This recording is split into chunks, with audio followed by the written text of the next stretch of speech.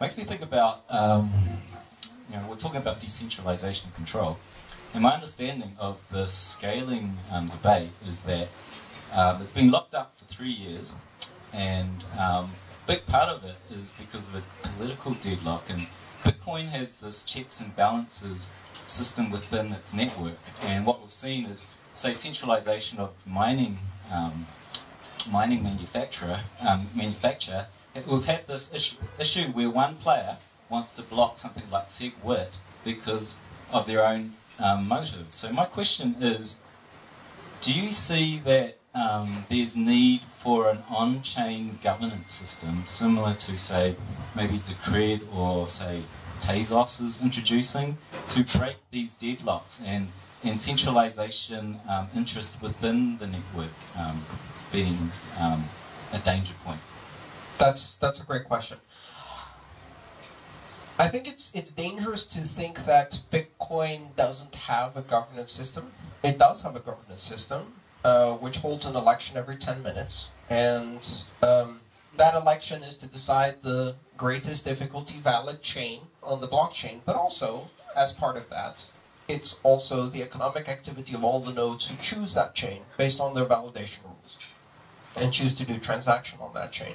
And that involves 5 constituencies of consensus: miners, developers, wallets, exchanges, and merchants. Think of it as a 4 or 5 multi-sig. If you try to carve your own path away from the other constituencies of consensus, you get burned at a rate of about $50 million a day in terms of losses. So people can threaten and pretend and bluff and say they're going to go against consensus, but we know how consensus works, and what consensus does is it punishes those who step outside of consensus very severely, monetarily. It's a market-based system of incentives, and the disincentives are pretty huge. Bitcoin has a governance system. It's a governance system that that motivates people to come to full consensus at very high levels or maintain the status quo. So what has Bitcoin done for 3 years while it has failed to scale? An enormous amount of innovation in new protocols, an understanding of how forks work much better, the development of payment channels, Lightning Network, segregated witness, soft forks, user-activated soft forks, miner-activated soft forks, SpoonNet, SpoonNet 2, Tumblebit, and a whole bunch of other technologies that came out of frustration with the lack of resolution in the scaling debate.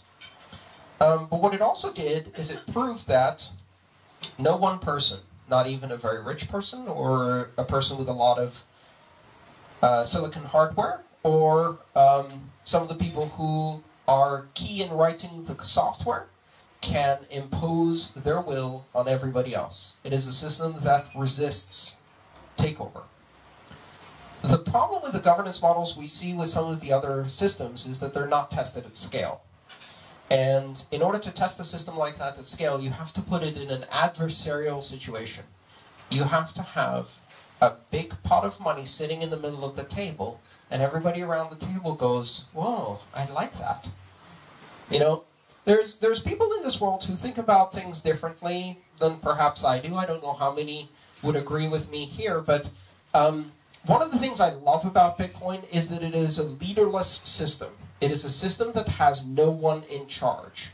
Now, some people go, leaderless system, cool. Human expression, autonomy, self-actualization, wow. And other people look at a leaderless system and go, oh, you mean there's a vacancy at the top? Where can I send the job application? And you very quickly see the human nature take over when people like that seek to position themselves as leaders of the leaderless system. It's always been a problem, especially with anarchist communities, which is you get all of the anarchists in a room and everybody goes, yeah, we're anarchists. Now let's elect a leader. We really need to get organized. Okay, obviously real anarchists don't do that, but they're few and far apart. So governance in systems like this is tricky. We know how to do centralized governance. We know how to do representative democracy. We know how to do elections. And these systems allow us to choose between a number of different governance models. You can have governance models that are almost purely mechanical, mathematical, unfeeling, hard rules, like Bitcoin does at the moment with proof of work. And you can have systems that are softer, that have more human representation. Some systems that people suggest are things like proof of stake, where you can vote based on the amount of money you have. That has its own risks. It's not a perfect solution. Proof of stake systems have a tendency to make the already rich richer and massively increase the inequality between the top percentile and the bottom percentile.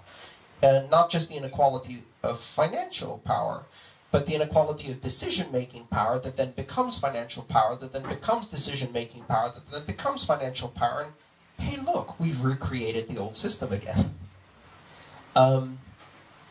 So I'm skeptical of these governance models. I kind of like status quo.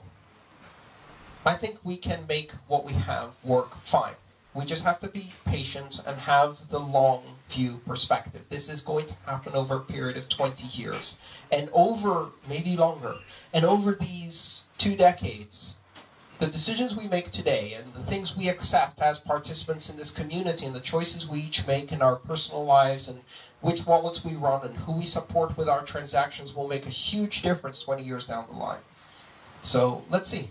I'd like to see more experimentation with things like Decred and Dash and other software platforms like that.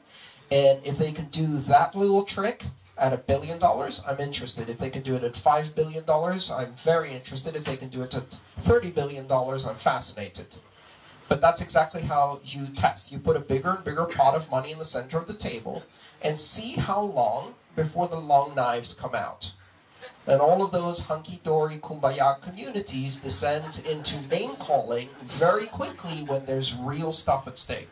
And this is human nature. One of the experiences I had was being in a... Has anybody here run a business with partners? Okay. Has anybody here run a business with partners that suddenly became very successful? Okay. What's the lesson you learned? The people you thought you knew change overnight. Suddenly, a lot of money at stake. And I had friends who I thought were friends. And there's $1 million sitting on the table and suddenly greed comes in. And the people you know transform overnight into people you don't even recognize. It's terrifying. And it happens to anyone. So governance systems work like that. Human nature is difficult to fight. And just because we change the way we do money doesn't mean we removed human nature. The fundamental problem with cryptocurrencies is the humans using them. Right? The system works perfectly on testnet. I don't know what you're asking for.